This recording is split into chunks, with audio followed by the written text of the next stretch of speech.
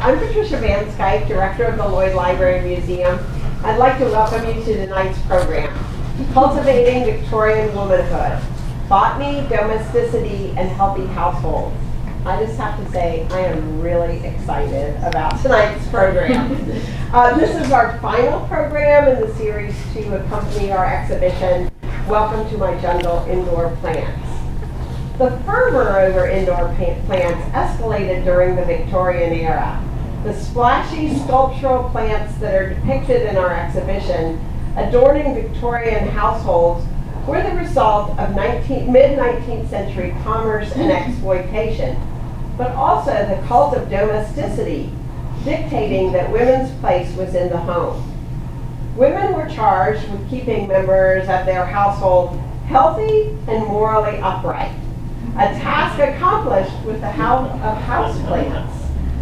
Our presenter, Elizabeth Yuko, Ph.D., will explore with us women's roles during the Victorian era, introducing concepts such as how botany even crept into social work and served as an entry for women to the sciences.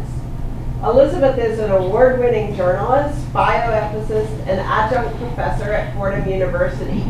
She's also an associate editor at Rolling Stone and contributor to the New York Times, Bloomberg CityLab, Architectural Digest, the Wall Street Journal, the Washington Post, and CNN, just to name a few.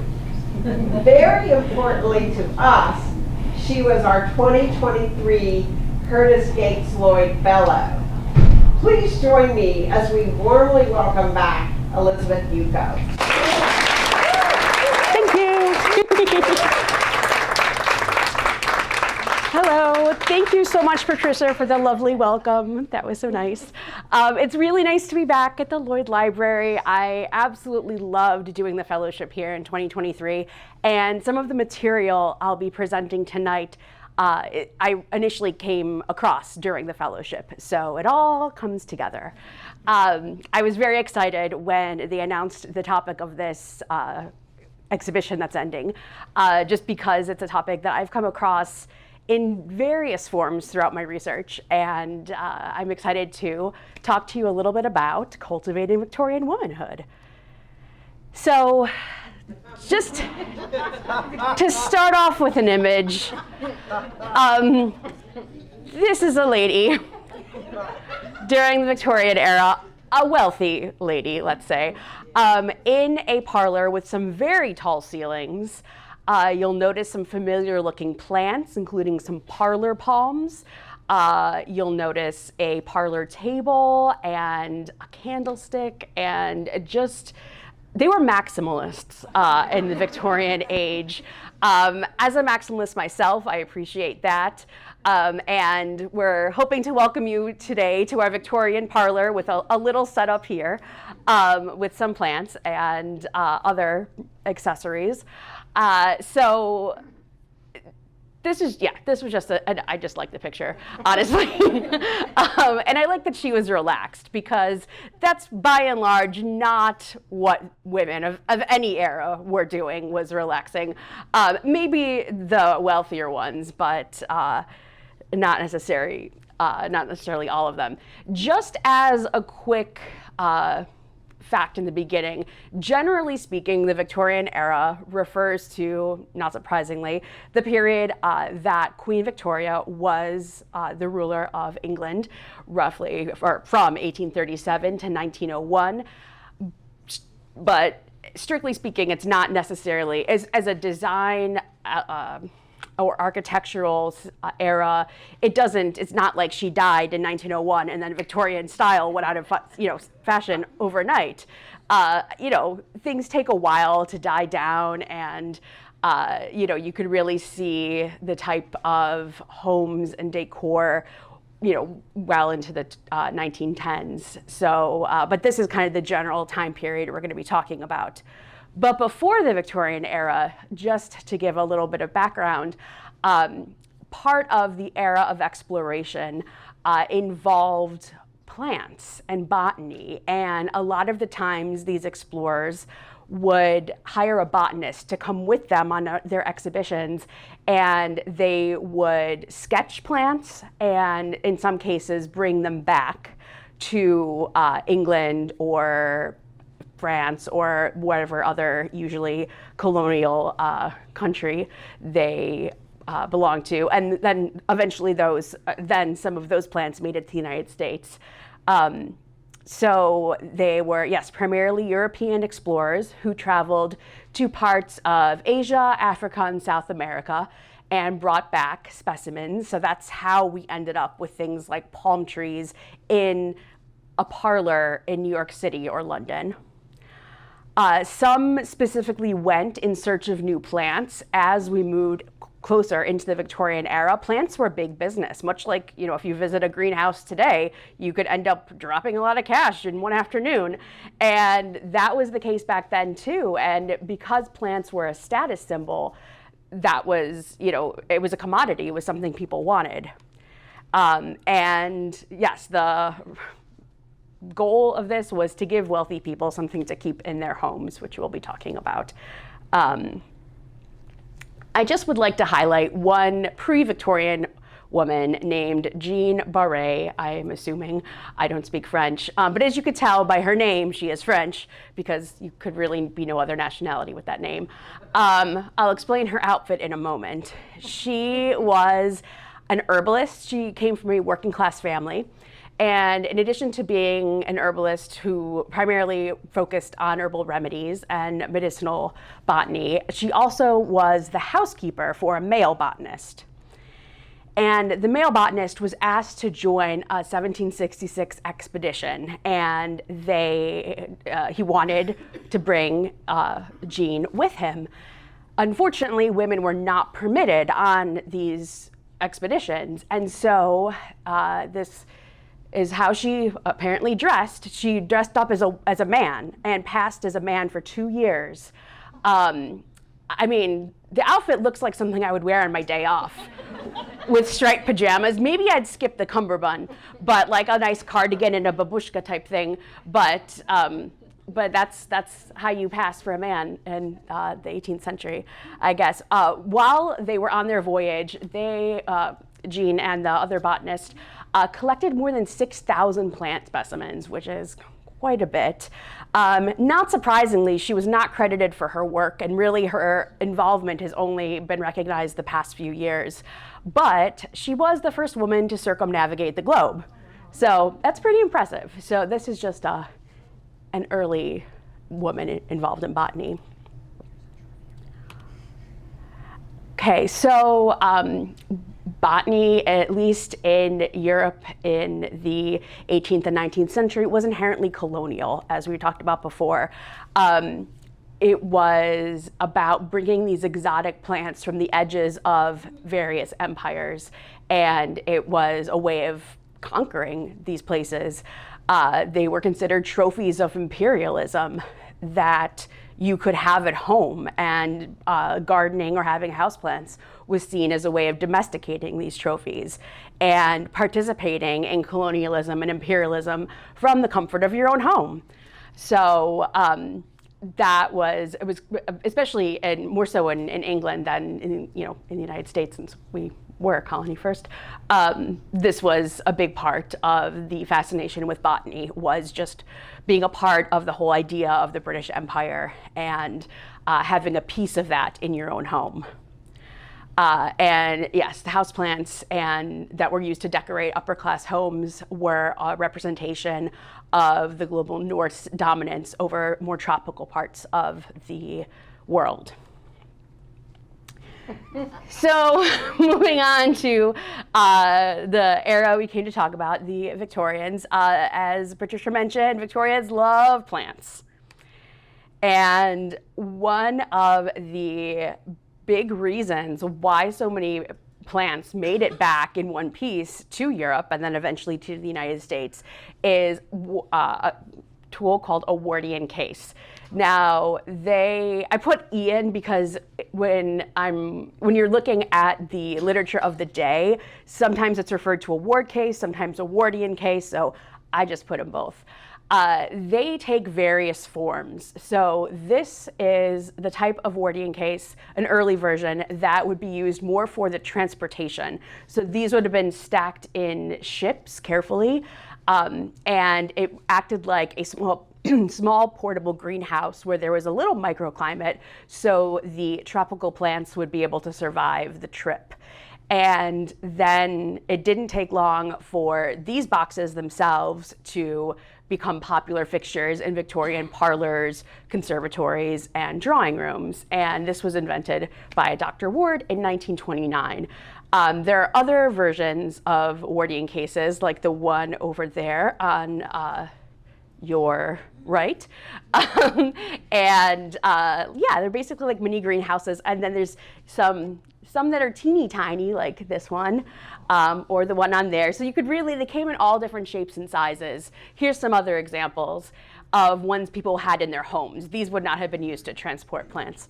So sometimes it's like a dome. Sometimes it's a dome on top of a mini greenhouse. So they could take a lot of different shapes.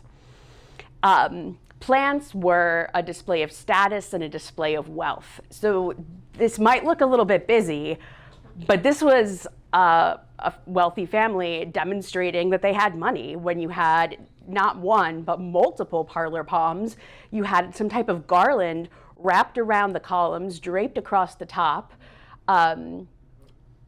It's not a real plant, but if you notice, even the light fixture they're floral globes. So, and then of course a table with a vase, probably with orchids inside of it. So it was, the picture was taken sometime between 1880 and 1890. That's what the date's for. So that's what it could potentially look like.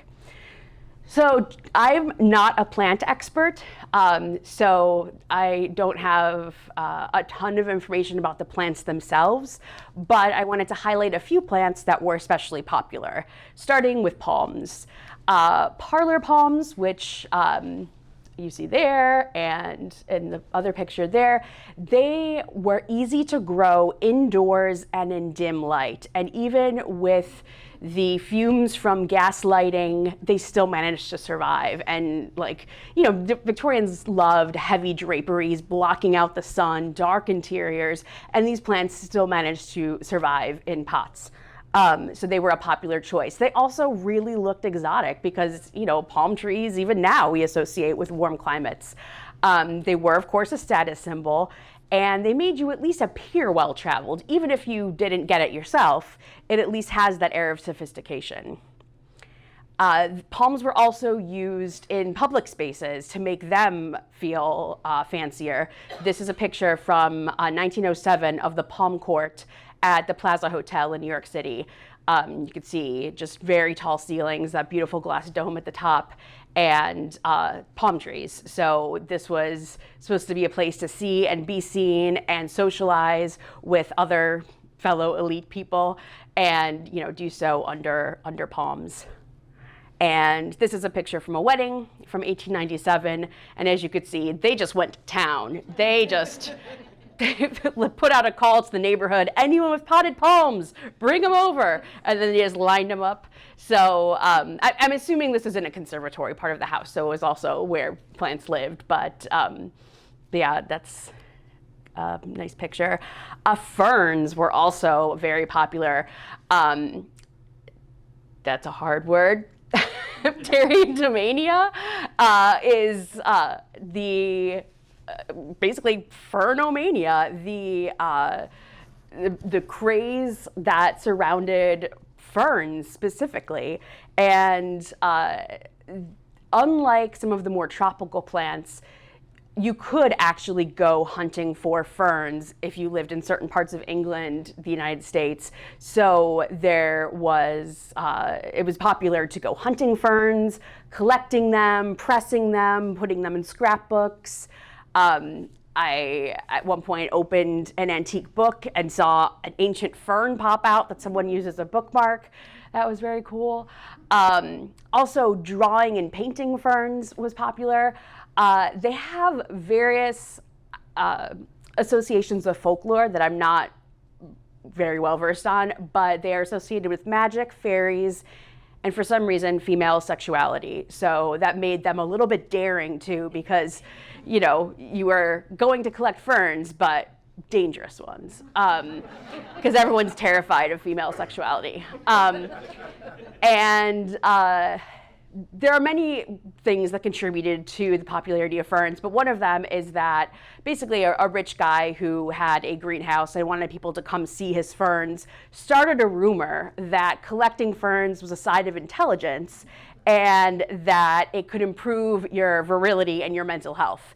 He just made that up, but people really believed it and it stuck. It was one of those things that like, I heard that ferns make you smarter, and it just never went away. So on the left here, you could see people gathering ferns out in the wild, and this book is actually open in one of the cases over there, Heath's fern portfolio, but you could see some of the different types. And ferns were a popular motif in the decorative arts during the era in general. Here are a few more of the Wardian cases, different shapes with ferns. But you had ferns appearing in fashion, on fabrics, in jewelry, on wallpaper patterns, in advertisements. They were everywhere. Here in Cincinnati, if you want to see some beautiful ferns, the Taft Suite and Cincinnati Music Hall, which contains several of the panels from the Great Organ, which I believe were carved in 1878 or around the time of the music hall opening. The Cincinnati art carvers were a group of primarily women who learned how to carve wood. That itself is a fascinating story that I'm sure people here know more about than I do. But my sister and I were on a tour of Music Hall a few months ago, and I looked up, oh, there's ferns everywhere! Yes, there are ferns here. I said, Victorian women loved ferns! And this is exactly when they would have built it. So I don't know if anyone else was as excited, but I took these pictures of the organ panels. So, I mean, they had a lot of different botanical images represented, but there were more than one fern. So always love a Cincinnati connection. Another one of the really popular plants were orchids. And like ferns, they had their own names for the craze, orchid delirium and orchid mania. Because they were, they were colorful, they were rare, it was, tricky, even now, it's tricky keeping them alive sometimes. They were extremely sought after, and at that time could go for thousands of dollars at times. And you saw the popularity with the establishment of orchid societies around the country, and orchid shows, which we still have today at different botanical gardens. In New York, every year there's a big orchid show, and I'm sure there are other places. So we still have that aspect. This plant as well, Aspidistra. I call it the cast iron plant because it's easier to say, but it was nicknamed that because it can survive in such poor conditions. So along with the parlor palm, that was one of the plants that you would see the most in Victorian parlors because it can survive fumes, low light, abuse really. And both of these ladies are posing with their respective cast iron plants, and they became a symbol of full middle class respectability, according to one author who I did not cite. And they were one of the most popular parlor plants of the era. They were also not as expensive as palms, so they were a good entry plant for a middle class family if that's something, if you were trying, because middle class families were, in the Victorian era and a lot of the time trying to emulate upper classes, and so this was a way to show, hey, we got houseplants, but without the large palms that may be out of the price range. So Sometimes upper-class homes in the Victorian era had conservatories built onto the back of their homes, or if it was a new build, just had them built. You could have it built just with the raw materials, or there were multiple companies, both in the United States and in England, where you could basically buy manufactured versions of these, like the equivalent of the IKEA or the Amazon conservatory, and have that added onto your house. And people spent a lot of time in conservatories, not necessarily just tending to the plants. It was also a place women spent a lot of their time reading, sewing. The light was very good in there, so if you were only dealing with dimly lit gas lights, that was a great place to be. This is a mansion in Upper Manhattan, and built in 1902, and this is their version of a conservatory. So even in the city, you could have that concept of a little mini attached greenhouse where you could grow different plants. It looks like this person's now growing books, but that's good also. We're in a library. This is just a painting of a woman reading in a conservatory. I just liked it. And you could see different flowers, different large plants, and just all that natural light coming in. Even middle-class homes had options for add-on conservatories. This was from England, but you had a few different models, and if you were to see these houses from the front, these would be your typical English row houses that were, if they were single family homes, would have been middle class. If they were divided up into apartments, would have been working class, and probably would not have been having conservatories. But it was also something that was becoming more widely available with industrialization and more manufacturing.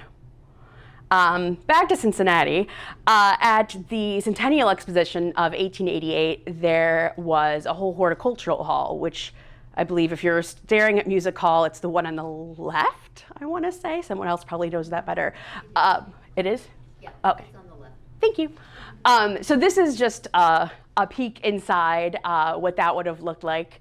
And so this was during the height of the plant craze, and so you can imagine just a Wardian case on an extreme scale, and how exciting that must have been to see all of these plants and such big versions of them. That must have just been mind-blowing, really, to people going to that. So that's exciting. So now we're going to get a little bit more into the what was going on culture-wise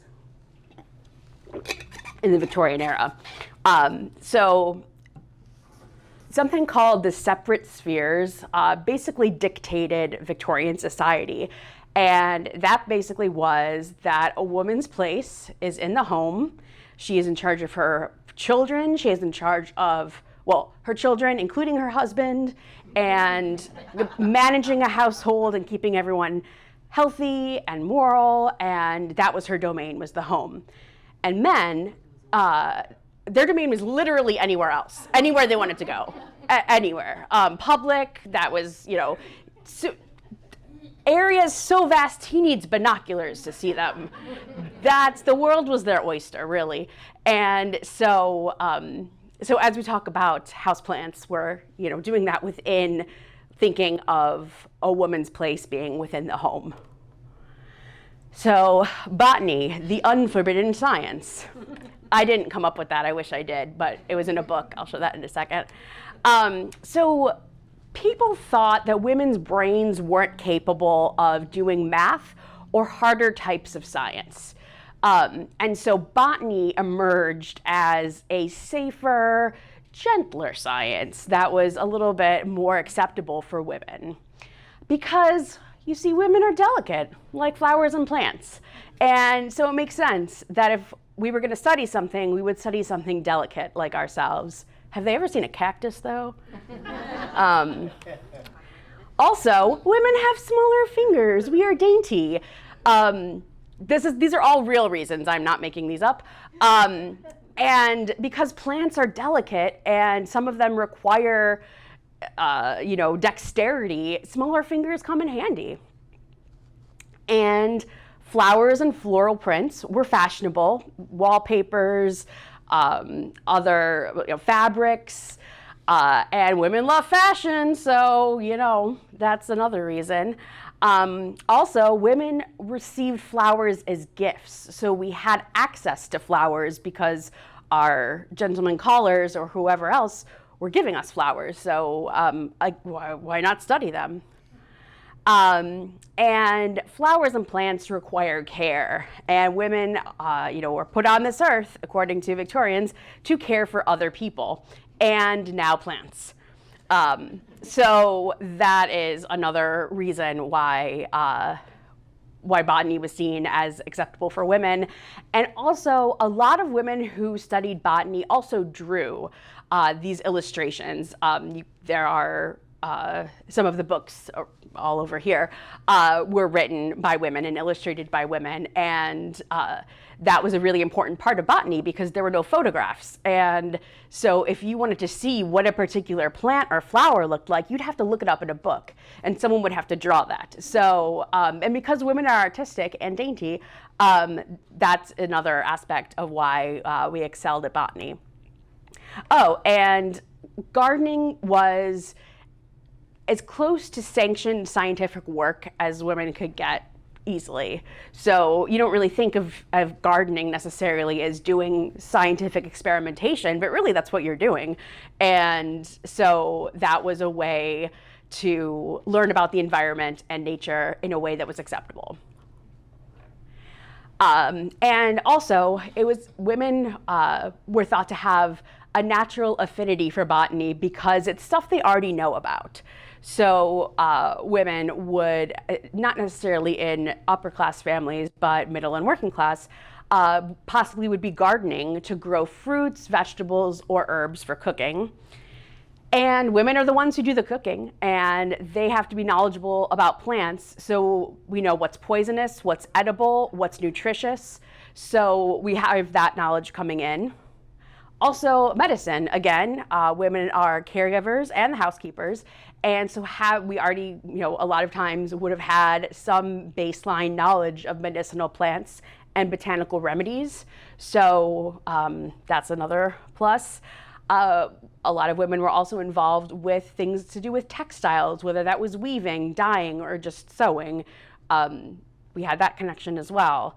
And at the time, there were household manuals that did everything from talk about recipes to how to fix things to how to clean things, and they, to identifying medicinal plants, to, combine this with this and mix it together and you have a cleaning solution, to what herb to sprinkle around your cabinets for pest control, to what herbs to dry to make tea. So there were these books that covered all of these topics that most women would have been given for a wedding present or before. So even if a woman was not studying botany in an academic sense,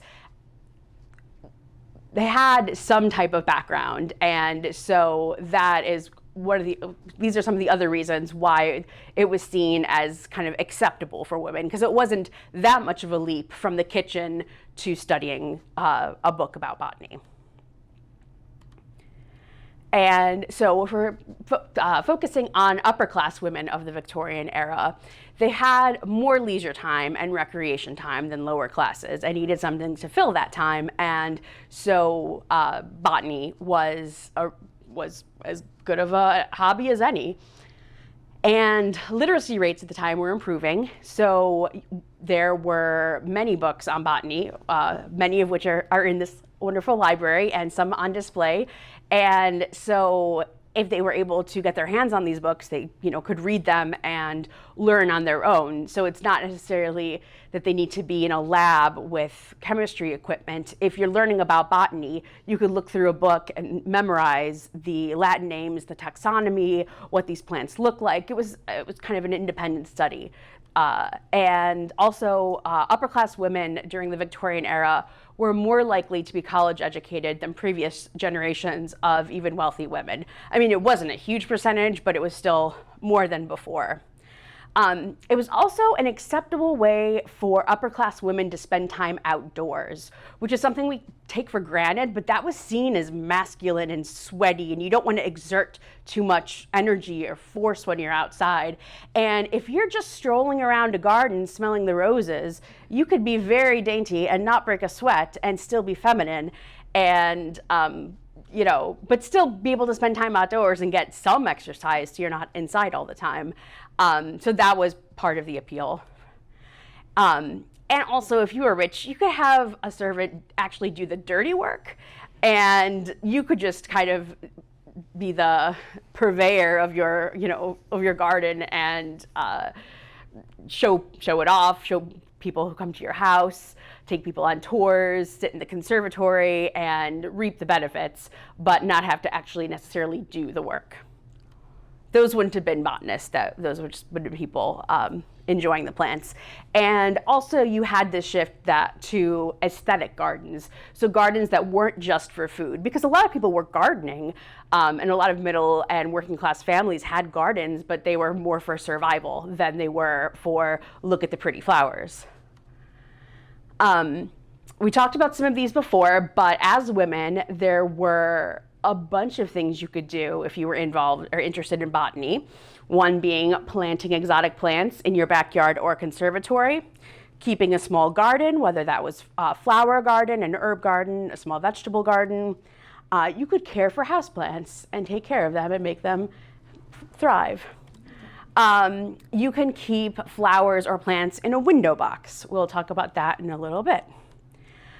You can cook foreign foods in kitchens. So the more you learned about botany, the more you learned about herbs and spices that were from other parts of the world, and you might become more adventurous and incorporate them into your cooking.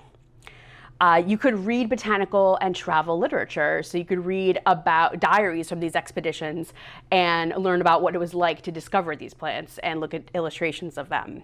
You could do the drawing or painting of the flowers yourself. You could memorize Latin names, because everyone loves that. And it's a great way to spend an afternoon. You can go around collecting specimens for your Wardian case or for a scrapbook. Or you could press flowers and leaves. So it wasn't just the memorizing. You had other activities that were involved with the study of botany. There were also a number of books specifically mentioning women and written for women, which are as patronizing as you would imagine. So some of the titles, one is The Lady's Companion to the Flower Garden by Mrs. Loudon, no first name. E.A. Mailing, her book is in that case over there, Indoor Plants and How to Grow Them for the Drawing Room, Balcony, and Greenhouse, containing clear instructions by which ladies may obtain, at a small expense, a constant supply of flowers. Very concise title. Another book called Modern Botany for Ladies. This is also by Mrs. Loudon. This is the second edition from 1851. And the following pages are intended to enable my readers to acquire a knowledge of botany with as little trouble to themselves as possible, because you don't want to break a sweat. Another book, so this is one of possibly the most famous of the books, botany books for ladies, by Dr. John Lindley. It's probably the most patronizing of the group. And I just pulled this little passage. This little book has been, like, how patronizing you get, has been written in the hope that it may be found useful as an elementary introduction to the modern method of studying systemic botany. So that's another one. Flowers Personified, I'm definitely here somewhere, I think. And there are amazing illustrations, but there's also a chapter on ladies' horticulture with some pretty amazing passages. Men are saying, you're given flowers, they die in your hair or on your bosom, and the more cruelly they perish as they lie forgotten on top of a cabinet or on the cushioned seat in the ballroom or theater. So you're given flowers, don't take them for granted. And here's where the unforbidden science comes in. Here then is a delightful and unforbidden science, a science grateful to the heart. And last one, let men of science discover a new planet which sends us neither light nor heat. It is for woman to discover and create a rose unknown before and exhaling a new perfume. There is, pun intended, flowery language. Yes, so going into the cult of domesticity, this is your average life cycle of a woman. I somehow managed to skip the marriage and baby part, and now I guess I'm at the top of the pyramid, dressed like what looks like Joe Biden in drag. But at least I'm at the top of the pyramid. But yeah, this basically shows, a woman's life cycle, and some of the small print there is, saying about how our primary purpose is to keep a healthy and moral household. A reminder of the separate spheres again, I won't go into that again, but yes, so we are in the home. And the cult of domesticity, which Patricia also mentioned, is basically the idea that women were put on earth to have children and care for them and their husband. But this really only applied to middle and upper class white women. Everyone else was kind of on their own, and that they wouldn't want to assume moral character for people of lower classes. They would, in many cases, assume that they are of lower moral character because money and morals go together in exactly that way, as we've learned from always. So women were in charge of the moral education of their entire family. If their husband was a ne'er-do-well, it was the woman's fault. If their kids got in trouble at school, woman's fault. So my mother would always say, like, don't be a bad reflection on me. And now I'm realizing that the roots of that go very deep. It wasn't just for the household. Moral households were necessary for a moral society. So this was a lot of pressure on women to make everyone upstanding citizens. They were tasked with keeping their family physically, spiritually, and morally healthy. Also caregiving for humans and plants. So you could see this lady is watering her stuff. Now on to one of my favorite real people, writers, Catherine Beecher and her sister, Harriet Beecher Stowe, are neighbors from not too far away. Catherine Beecher was a domestic scientist, a domestic economist, and she wrote the first book by an American woman, the first housekeeping manual by an American woman for an American audience. Prior to that, this was not the first book, that was earlier, but prior to her, American women were using books from England. So it was great to have our own version, and also Catherine wrote across classes. So she wasn't only writing for an upper class audience, she was also writing for middle and working class readers as well. And in this book, The American Woman's Home, which she co-wrote with her sister, she talks a little bit about plants and how they tie in. A quote from the book is that a healthful and comfortable home contributes much to the education of the entire household in refinement, intellectual development, and moral sensibility. So plants, she argues, are good for health. And they absorb carbonic acid, which is what they called carbon dioxide in the olden days, and they give off oxygen. So they make our homes healthier, and they also help prevent dryness in the air. So these are things you hear about today as benefits of plants, and she was talking about this, middle of the 19th century. So that's something. She also was all about decorating on a budget. So that is one of her figures there on the right. It is roots and sticks and twigs that are put together to make a plant stand. And this is important because plants beautify a home, and a beautiful home is a moral home. That jump, they just don't really explain. That's just kind of put out as a fact, okay? That will continue to be a theme as well. And she suggests decorating with plants that aren't necessarily, these exotic plants. You could just take some ivy from outside and use that to, drape around, there are illustrations in the book too, drape around a window or decorate. She also suggests using roots, branches, twigs, and other clippings as inexpensive decor, and talked about propagating plants, and really tried to make, because she saw houseplants as an important component of a beautiful and therefore moral home, she tried to make it as accessible as possible. She also, this is her drawing of a Wardian case, which were prohibitively expensive for a lot of people. So she has instructions for a DIY version, which is this one. Well, she has few DIY versions. The simplest is literally turn a tumbler over a plant. So we can all do that. Which I appreciate that entry point. And then about this case here, she said, any man with moderate ingenuity could fashion such a glass closet for his wife. Or a woman, not having such a husband, can do it herself. So 1869, just like, yeah, just go get the supplies and make it. So yeah, so she was trying to make this accessible. She also mentioned plants in terms of caring for sick members of the family. And this passage talks about bringing a plant into an invalid's chamber, into a sick room, because silently growing, it will refresh many a weary hour to watch it. Interestingly, sorry, you're getting to witness my ADHD live.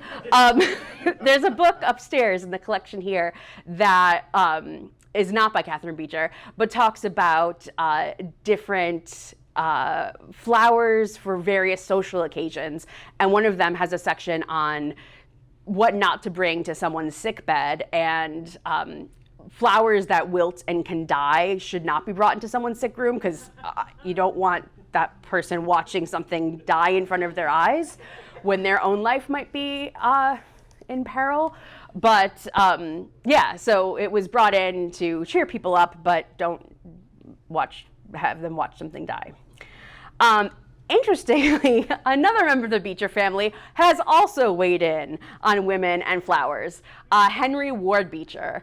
10 years before Catherine's book, but she had written other things, so don't worry. He, in a book called Fruits, Flowers, and Farming, he has a section called A Plea for Health and Floriculture, and basically says that women of the day are prone to nervous disorders.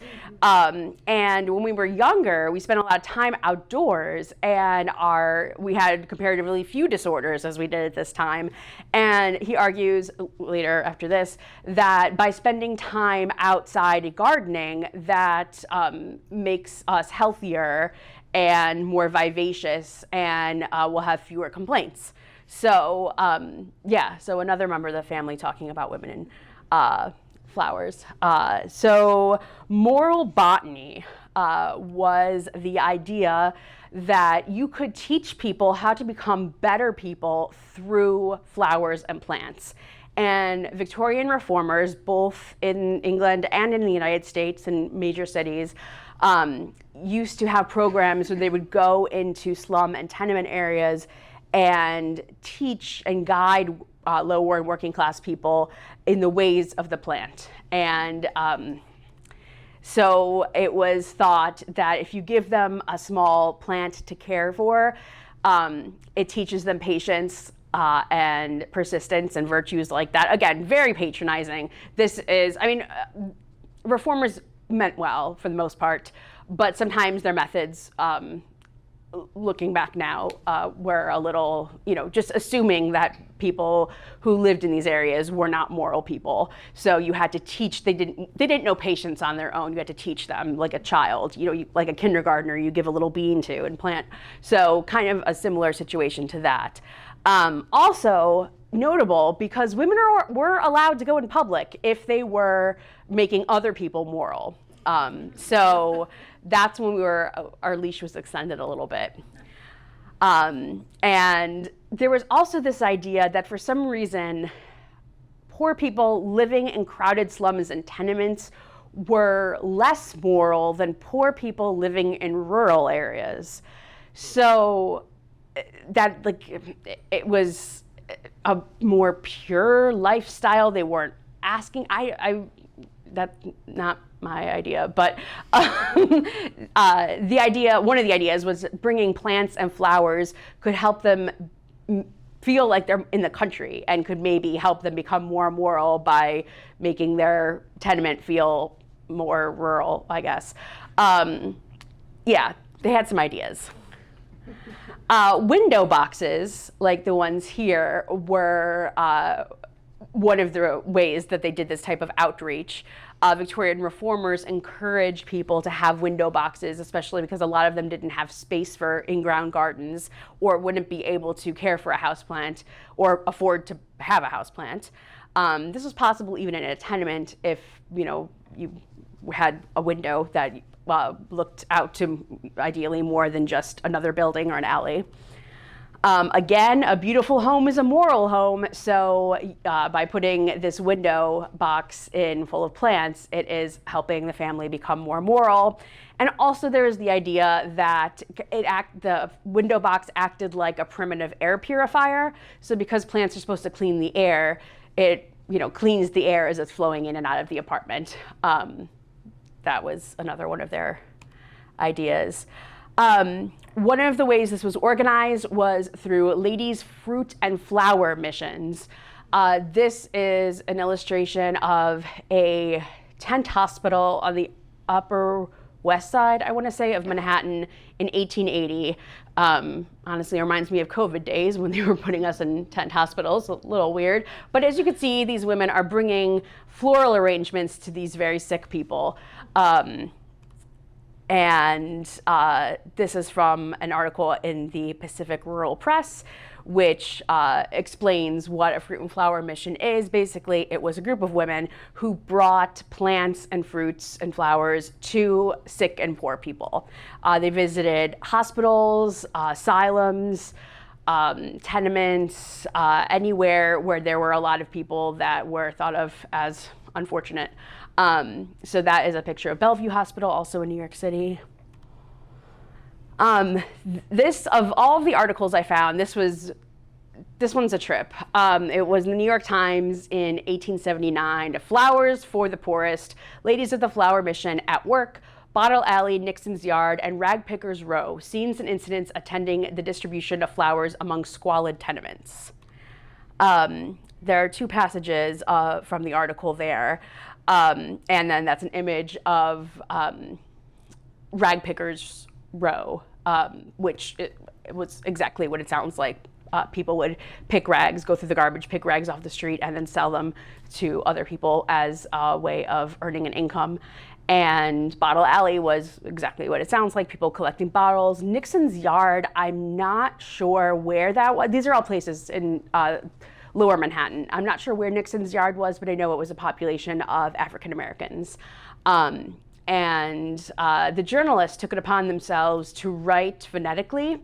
So at the bottom here, this was an Irish family, or Irish group of women. It was a group of 20 women that were sitting smoking in a dark room, and these reformers, the Fruit and Flower Society, bust in and said, we're here with flowers, you're saved. And so they asked them what color they wanted, and in almost every instance, pure white flowers were preferred. Okay, and then you can read for yourself what they thought the Irish accent sounded like, which, I mean, it's not that far off. I lived in Ireland, I can say that. Yeah, so anyway, this was part of what they did. It was go into these areas and give flowers to brighten up the not so nice living conditions. Here's a famous member of a Fruit and Flower Society. Lizzie Borden was a member of the Fall Rivers Ladies Fruit and Flower Mission, and this was something that was brought up during her defense trial. It was mentioned, like, she's a Sunday school teacher. She's a member of the Fruit and Flower Society. She couldn't have murdered people with a hatchet. Yeah,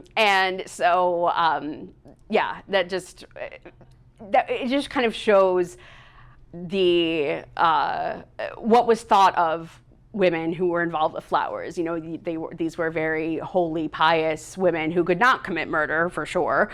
So yeah, it was brought up in her defense. I'm gonna end it here for some questions. Just kind of thought I would end on a nice note after Lizzie Borden. Some women enjoying some time outdoors with some flowers. So yeah, it's complicated, the relationship between women, botany, flowers, domesticity. Yeah, it's a lot of parts. So yeah, I will stop here and we can do some questions.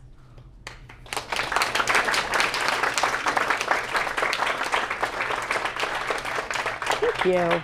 And if you need to find me for any reason, I have a weird name, so I'm easy to find, but that's my Instagram and website. Yeah.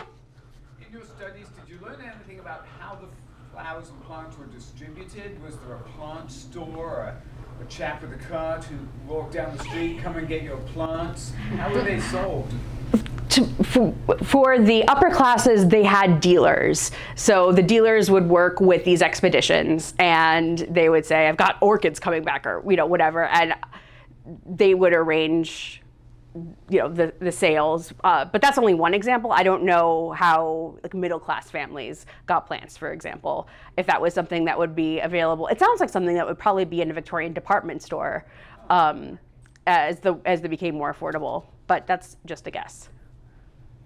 Yes, Patricia. For flowers, there were flower markets. Yes. So I think in the 19th century, there were something like 6 flower markets here in Cincinnati. Oh, wow. On Court Street, yeah. Oh, wow. Oh, that's so cool. Oh, yeah, in New York, there's a bunch of flower markets, too. Yes, in the back. Forgive me, this isn't a fully formed question. That's okay. I'm thinking about the way, sewing symbolized piousness and morality. Uh-huh. Like in literature, if a woman couldn't sew, you knew she was bad. Does that appear with botany and plants? Like, if a woman can, I say this as someone who kills a lot of plants. That's okay. And morals. And when you talked about them having the plants that could survive in bad conditions, yes. I'm just trying to reconcile the caring piece with ones that are hard to die. Yes, that's why parlor palms and the cast iron plants were so popular, is because you did not want to kill your plant, especially you paid a lot of money for it. I don't know necessarily if that reflected upon you and people would think oh, she's immoral, she killed that fern. But if you didn't have a warning case, the little mini greenhouse, it would be really difficult to keep a lot of the exotic plants alive. So really easy to kill. So I imagine there were probably a lot of sneaky switcheroos in the middle of the night. There's never a plant here. I'm sorry, I don't have a good answer to that. Yes. There's a wonderful museum on the Lower East Side, the Tenement Museum. And I've been to it a couple times and I'm just not remembering. Do they talk about this at all? About beautifying the tenements with some kind of plants? That's a good question. I've been on a few of their tours. I don't remember them specifically mentioning that. They do talk a little bit about settlement houses, which they have the Lower East Side and here as well, where immigrants could learn about gardening, cooking, all sorts of things. There were playgrounds for kids to play in a little green space. So they did mention it in that capacity, but not so much. Yeah, I don't know. But they also have specialized programs where they'll do a tour just on, cooking or something. So they might have a botany tour. I'll have to look into that. Yes? One other thing that happened in the Victorian was the whole language of flowers. The combination with things on the bag would send a message. And young ladies would send these back and forth, kind of like you'd send notes in class or you'd text your friend. And depending on what this beautiful thing was, it could have some really wonderful, I'm always thinking about you, or it could say, I hate you, drop dead. We just had to know what the language was of the flowers that you were sending. Yes, I almost included something, but I don't know very much about that. So thank you so much for bringing that up, because that is definitely part of it and part of the appeal of the time. Yes? And the men, the more affluent men at the time, they learned about the language of flowers also so they could court these women. Right. So the men weren't totally ignorant about those kind of But it was a sneaky way to communicate. Right, right. Yes. If we weren't allowed to go out, I mean. Right. Exactly. I have to stay indoors. Keep our skin. Exactly. I'm actually 87. Just kidding. I'm not. But I don't go in the sun very much. Other questions? Yes. In addition to the fruit and flower societies, did you find other kinds of social or civic groups that women formed around interest in botany or plants? Yes, definitely. Women's garden clubs were popular at the time, as they are now. Some of them, like the orchid societies, were dedicated to a specific type of plant. Some of them were just general, let's talk about gardening. So yeah, it was like a sewing circle, like a reason to get together socially. Although it's harder to everyone bring your houseplant and like sit in a circle and dig. But yeah, definitely discussing, sharing tips, that type of thing, for sure. Did you have a question behind her? Yeah. Yeah, it seems like to give a gift of a plant or a flower would be a really nice, cherished gift, and you could increase the value of that by giving a rare plant or a particularly beautiful plant. Did you come across an example of a plant that would be insulting to give somebody? To go the other way, was that a thing? Oh, there probably is. There's probably something that smelled bad or like, yeah, that would be amazing. Or maybe just like a dead plant or about to die plant. Like, here, this is for you. Don't kill it. You don't want to be immoral. Yeah, I don't know offhand, but that's a really good question. And my guess is there probably was something like that. Because it was all, yeah, as you were talking about, lots of ways to communicate. Yes? When you talked about the botanists who traveled around the world, were they only looking on that particular trip with that woman for exotic plants for households, or were they looking for other things to be planted just in England in general, bring different kind of things to England? They were looking for all of that, and also just to catalog plants, just to expand the knowledge of what we know about plants. So people might not have encountered a particular weed. Weeds are tricky because any plant could be a weed, technically, if it's unwanted. But it was really to expand the knowledge of what people knew about these different plants, which is why the illustrations were so important. So they took notes and they had the illustrations to accompany them. So yes. Yes. In answer to your question, we had a house guest 30 years ago from somewhere in the Middle East who said you never give people yellow roses. Oh. That is, that is really a negative thing. Interesting. I always thought that was friendship, was yellow roses. I need to get new friends. I think it's the moral of that story. No, people are not sending me flowers. Yes? I found the emphasis on moral development fascinating because it's a response to the industrialization which was happening in the same time, the mid-1850s. Mm-hmm. This caused the development of the bedding plant industry when you started to have greenhouses, and then since everything was coal-fired, the air was so dirty and so sooty, everything was black everywhere.